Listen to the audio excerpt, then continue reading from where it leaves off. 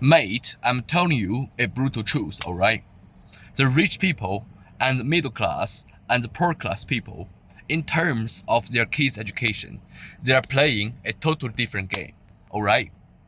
For rich people, their kids go to home education because they have the rights, right?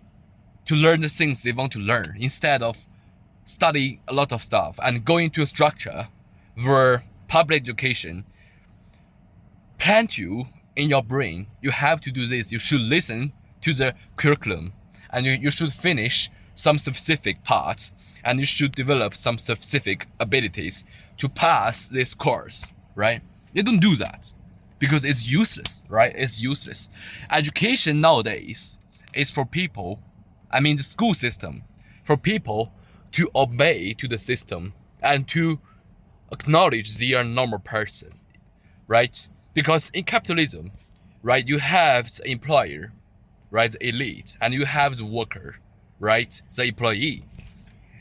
For example, May, you have to use some ways or some stuff to control the employees as the employer, right? To let them to build wealth for you.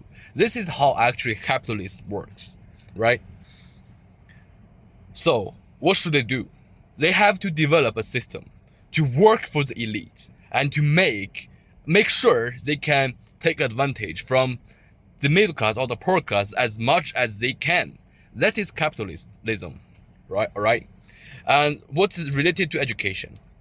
So the poor family kids, they went to they went to public school. The teachers are teaching them you have to obey, right? You have to obey school teachers. You have to obey for your parents. You can't challenge this. You can't change that. You can't do critical thinking. You can't have your own thoughts. You can't skip some part to pass some courses, right?